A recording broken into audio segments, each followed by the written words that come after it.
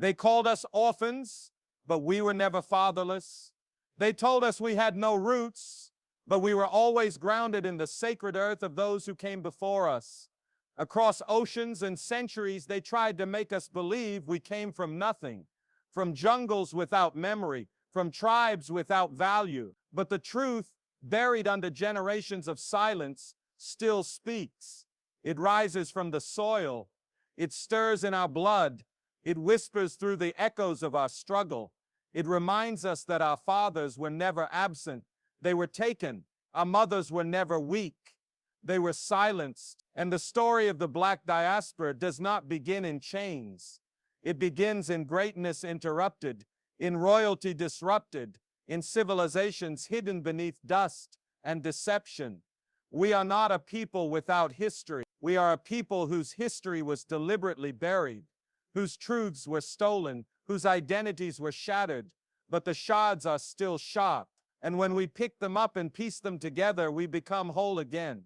What we lost was not just land, it was language, it was lineage, it was memory. We lost the names of our grandmothers and grandfathers. We lost the sound of the drums that used to guide us. We lost the maps drawn into our songs and the laws hidden in our proverbs. We lost the smell of the cooking pots that once told stories without words. But we did not lose everything, because the body remembers. The spirit stores what the world tries to erase. And in every corner of the Black diaspora, in the streets of Harlem, the favelas of Brazil, the townships of South Africa, the islands of the Caribbean, there is a quiet revival of memory taking place. We are remembering not through textbooks, but through rhythm, through art, through resistance, through the way we move, speak, sing, cry, and rise. Our forgotten fathers were not invisible. They were builders of cities, makers of laws, defenders of land, and teachers of wisdom. They sat in councils beneath the stars, interpreting the will of the heavens. They passed down knowledge from mouth to mouth, from fire to fire. They were warriors who defended their people, not just with weapons, but with wisdom. They were leaders whose names may never be carved into Western monuments, but whose legacy is etched into our very survival. And our buried mothers were not passive. They were protectors, healers, midwives of nations. They carried more than babies.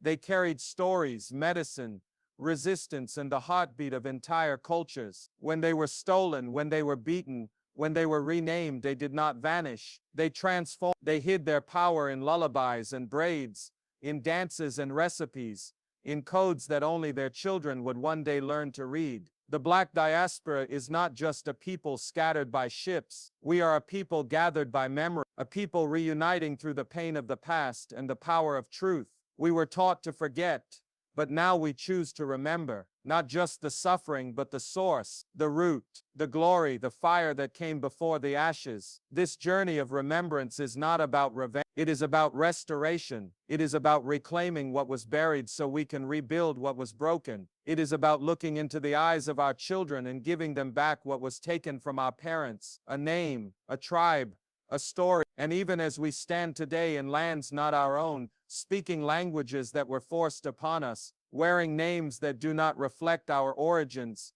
the heartbeat of our ancestors still guides us. We hear it in the syncopation of jazz, the rhythm of reggae, the fire of hip-hop, the soul of blues. These are not just genres.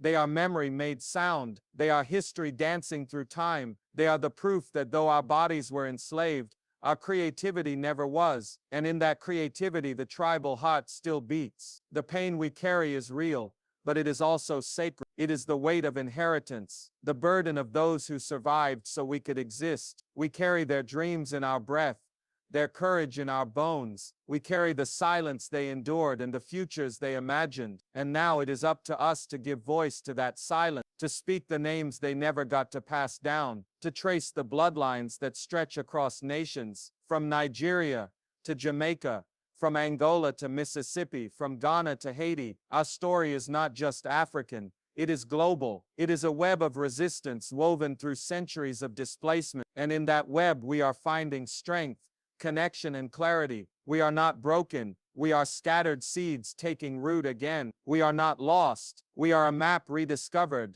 And though the path may be hard, the direction is certain, because truth always finds its way home. The bones may be buried, but the spirit rises. And every time we honor those who came before us, every time we speak their truths, every time we reclaim the wisdom that was hidden, we bring them back into the light. The forgotten are remembered, the buried are lifted, and the tribal heart beats louder.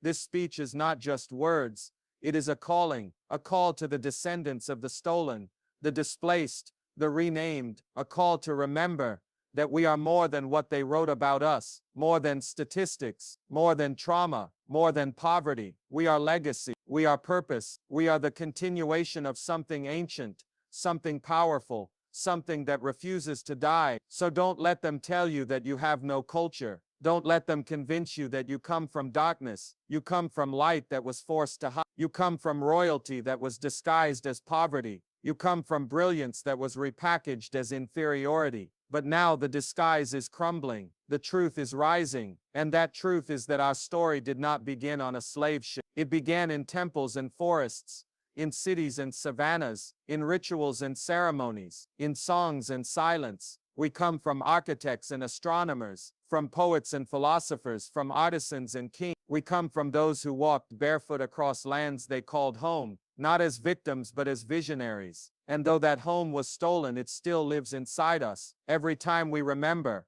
we reclaim it. Every time we speak truth, we restore it. Every time we rise, we rebuild it. So to every child of the diaspora who wonders where they belong, who they are, and what their purpose is, know this: your forgotten fathers walk with you. Your buried mothers speak through you. You are not alone. You are not without a past. You are not a mistake. You are the answered prayer of those who refuse to give up, even when the world turned its back. You are the continuation of a legacy that will not be erased. And as long as you carry that legacy with pride, with love, with determination, the tribal heart will never stop beating. Let that heartbeat guide you. Let it lead you to truth. Let it awaken you. Because when you remember who you are, when you remember where you come from, the world can no longer define you. You define yourself. And in that definition, you make your ancestors proud. You bring them forward. You complete the circle. You heal the wound. You light the fire again. And in that fire, you find not only them, but yourself. Before the world labeled us lost, before the records reduced our ancestors to numbers, before history painted us as shadows detached from origin, there were names that meant something, names that told where we came from, who we belonged to, what river raised us, what God we prayed to, what story lived in our bones.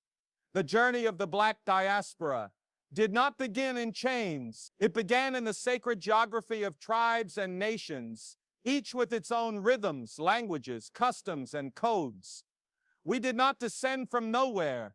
We descended from lineages as old as time, from kingdoms and communities that thrived long before a single colonizer stepped foot on African soil. But the chains came, and with them a system built not only to enslave bodies, but to sever roots, not just to steal labor, but to dissolve identity. Our people were stolen with surgical precision.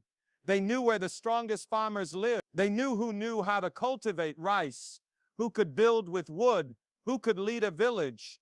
They knew that a Wolof warrior, an Igbo thinker, a Mandinka griot, a Fawn priestess could all serve a different purpose in the world they were constructing. And so entire regions were targeted, entire tribes were uprooted, and when they arrived in the Americas, their names were discarded, their stories were erased, their tongues were beaten out of them, and in their place were given labels that meant nothing. Negro, slave, boy, wench. These were not names, they were tools of erasure. But even as the system worked to separate us, the roots remained alive, because you cannot kill origin.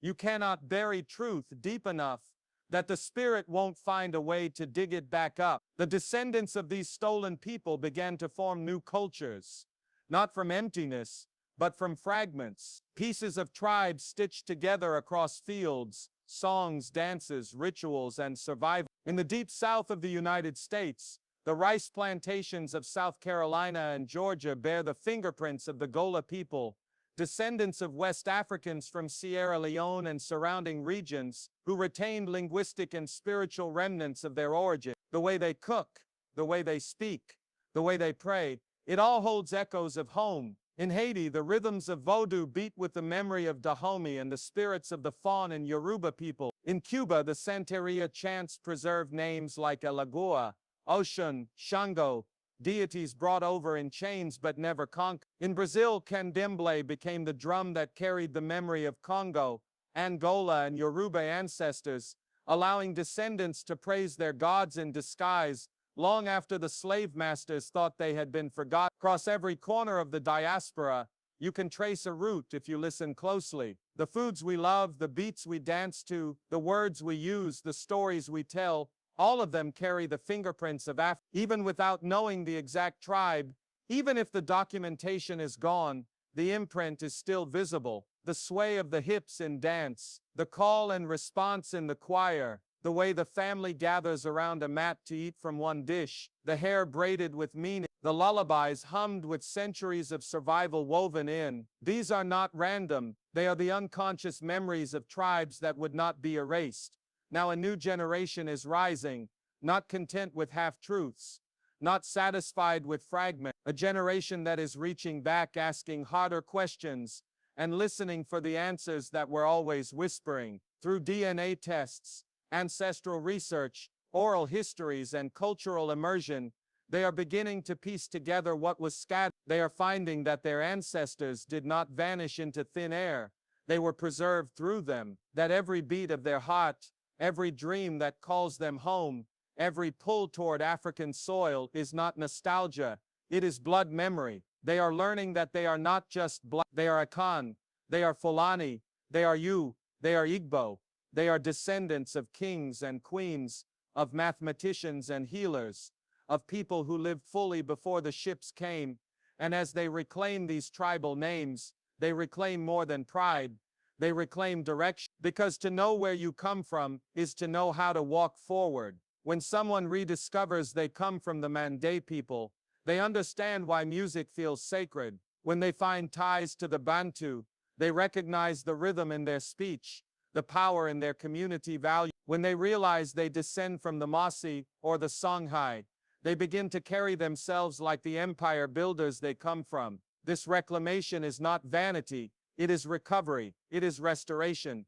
it is identity returning home to itself after centuries in exile. The truth is, we were never rootless, we were root covered, and now the soil is being brushed away, the stories are resurfacing, the lineages are being spoken again. We are hearing the names of our grandfathers' grandfathers, learning the meanings behind the symbols in our dreams, understanding why we are drawn to certain sounds, styles, and spiritualities. And with each discovery, the diaspora becomes less lost and more located, not because the world gave us permission, but because we took the time to listen to what our blood already knew. This journey isn't easy. The records are broken, the maps are torn, the trail has been disrupted by violence, confusion, and time, but still we press forward, because the heart of the African diaspora has always been the desire to remember. We are more than what happened to us, we are what came before it, and what came before was beautiful, complex, intelligent,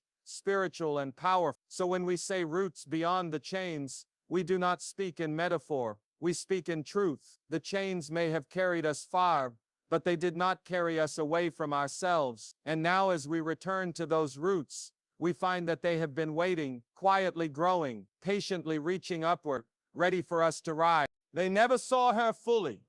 They called her only what they needed her to be: worker, breeder, servant, silence.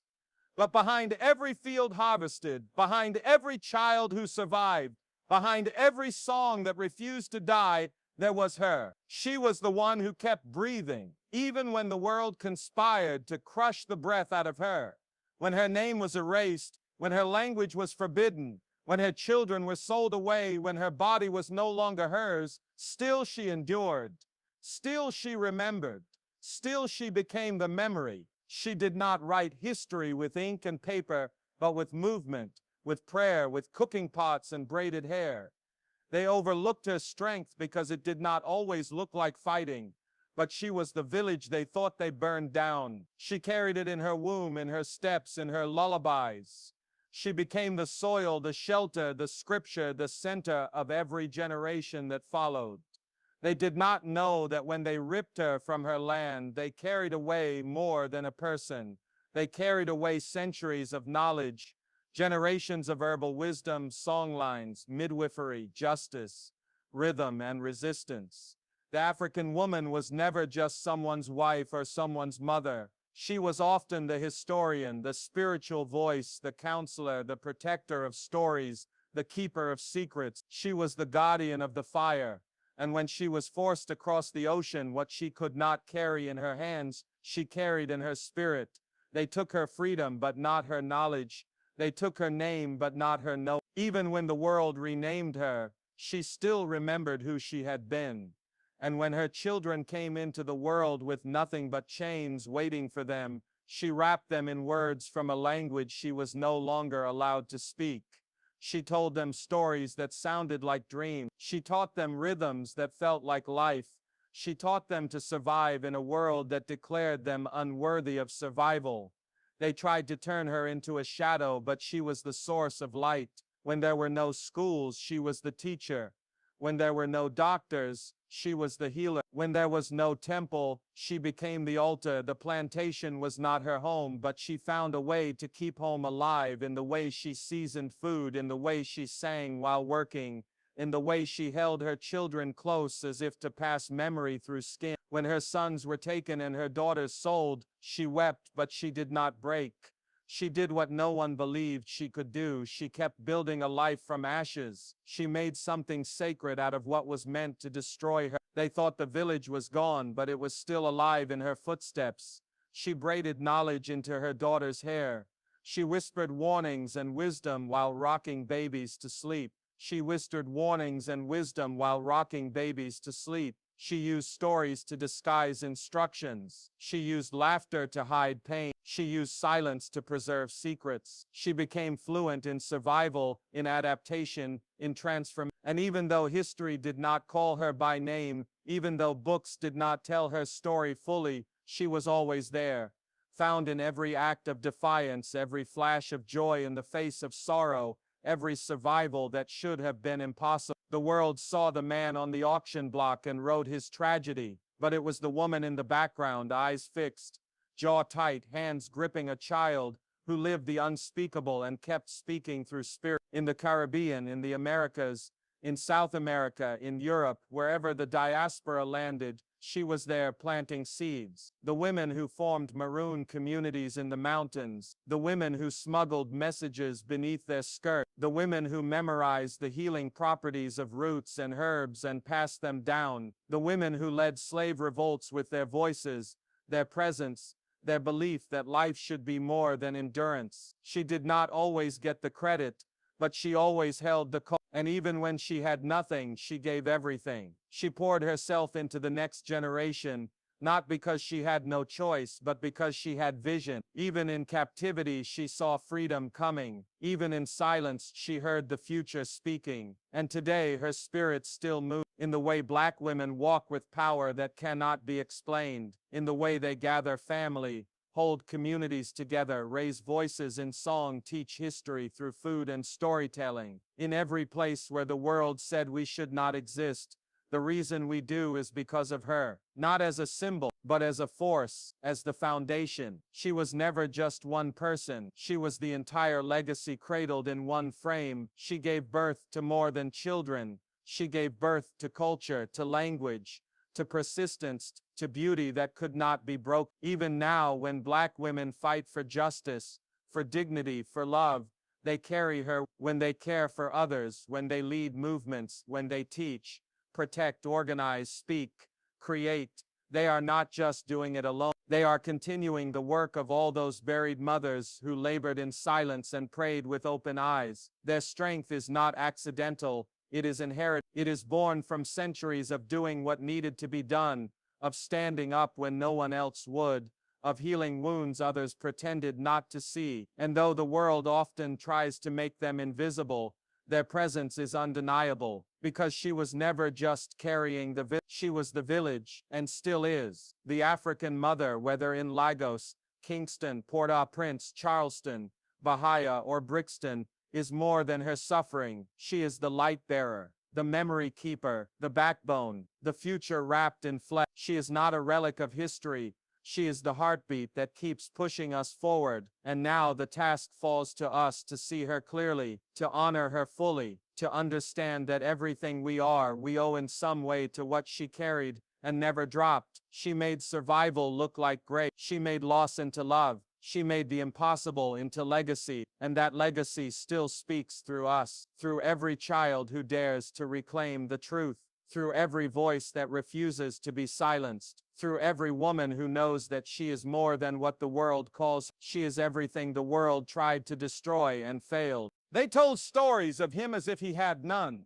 They erased his name, replaced his dignity with chains, made his strength a threat, made his silence into shame. But before the world labeled him with fear, before systems broke his back and painted him as broken, he stood tall as a symbol of order, wisdom, and protection.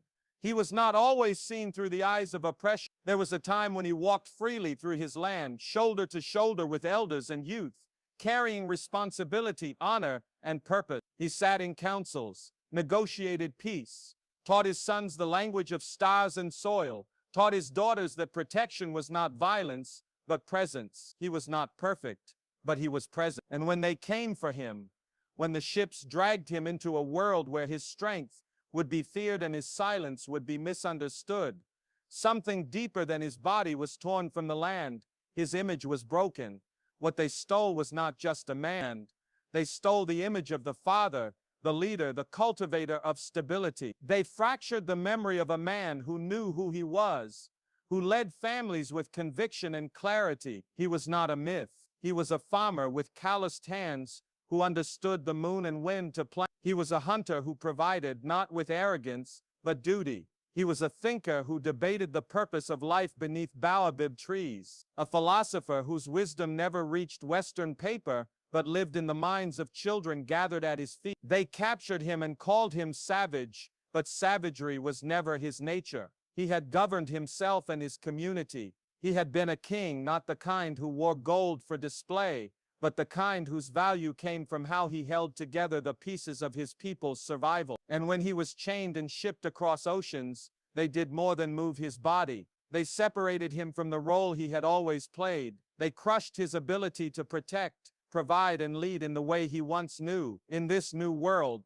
fatherhood became dangerous. Affection became weakness. Defiance became a death sentence. They bred him like cattle, sold off his children, stripped him of the right to keep his family whole. He was made to watch his legacy be taken piece by piece. They made him invisible in his own home, made him watch women carry the burden alone, not because he didn't want to be present, but because they denied him presence. And generation after generation, that wound deepened. But the story they wrote about him was never the full story. He was never absent by nature. He was removed by force. He was never weak. He was made to seem powerless in a system designed to cut him down before he could stand. Still, he tried. Even when they called him nothing, he tried to be something. He passed down values through action. He worked in fields and factories so his children could one day dream beyond survival. He became the coach, the mechanic, the preacher, the mentor, the man standing silent in a crowd because he knew his voice could be punished if it was too loud. His love was not always shown the way others expected, but it was there, buried in every sacrifice, every shift worked, every dream postponed, every injustice swallowed so his family wouldn't have to. And now the world looks at his sons and does not see the kings they come from. They see statistics, not systems. They see anger, not anguish. But these sons are waking up. They are beginning to remember, not because the world told them who they were, but because something inside them refused to forget. They are starting to trace the lineage that was hidden. They are discovering that their father's silence was survival, that his distant eyes were watching a world that tried to erase him, and that he still stood, even when standing meant suffering alone. The African man in exile is not broken beyond repair. He is a fractured mirror reflecting pieces of power that once were whole, and now that mirror is being rebuilt by his descendants. Young men are looking back to Africa and seeing not a continent of chaos, but a map to their identity. They are finding that before the bruises and arrests, before the miseducation and misrepresentation, They were part of something noble. They come from orders of warriors who defended land with honor, from builders who constructed cities from stone and sand, from astronomers who read the sky, from teachers who taught without books, but left minds filled with fire. They come from men who did not dominate to feel strong, but gave protection to ensure peace. This recovery is more than symbolic. It's essential, because until the image of the African father is restored, the family cannot fully heal. Until the story of the African man includes his mind, his spirit, his leadership, his creativity, not just his struggle, the truth remains incomplete. The diaspora needs to remember him not as someone who vanished, but as someone who endured unspeakable disruption. His strength was never just muscle. It was his ability to bend and not break, to see the worst of the world and still raise children with hope, to face poverty and racism and displacement and still whisper dreams to the next generation. The modern black father carries this legacy forward every time he chooses his child, even when the system expects him not to. Every time he shows up, even when he has been denied opportunity. Every time he teaches his son what it means to feel and his daughter what it means to be protected without fear. He is a living resist, a daily correction to the lie that he is missing. He is present, sometimes broken, sometimes tired, but still here. We owe him truth. We owe him restoration. We owe him the dignity that history refused to give. Not as a perfect man, but as a man whose worth was never gone, only bare. And as we dig through the false stories, as we reconnect the stolen names and tribal paths, we will see him again sitting tall beneath the tree, sons and daughters at his feet, passing down wisdom that cannot be taken again. The throne was never lost, only hid, and now we place it back beneath him. They thought memory lived only in books, that without writing, history would vanish. They thought by taking names, burning villages, banning language, and scattering people across oceans, they could erase everything. But memory is not knots in the mind, it lives in the blood. It lives in rhythm, in the sway of hips, in the flick of a wrist, while stirring a pot, in a song hummed with no known origin yet deeply familiar. The African diaspora remembers not by accident but by design. Beneath every movement, every wordless tradition, every choice that feels instinctive, there is a root system of ancestral memory that has survived violence, forced forgetting, and exile. And what was stolen in one generation returns in another, because memory doesn't die, it waits. The children of the diaspora wake up sometimes with dreams they can't explain, drawn to sounds, foods, or patterns they've never been taught. They walk through life feeling called to a land they've never visited. It's not nostalgia, it's blood calling out to itself across time. That pull toward drums, that fire lit by certain rhythms, that instinct to move in a circle when the music rises, those are not trends.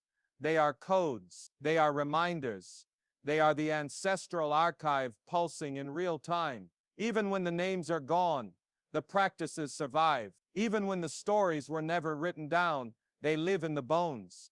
When a grandmother cooks, without measurements, using only feel and memory, she is practicing preservation. She is not simply feeding a body, she is preserving a culture. The spices she uses, the way she seasons, the order in which she stirs, it's not random, it's inherited. That stew, that rice dish, that sauce, it's an encoded message. It says, we remember. When she teaches a grandchild without explaining it all, she is trusting memory to do its work. Because some truths can't be spoken, they must be lived. Food becomes a ceremony, a way to speak with ancestors without opening your mouth.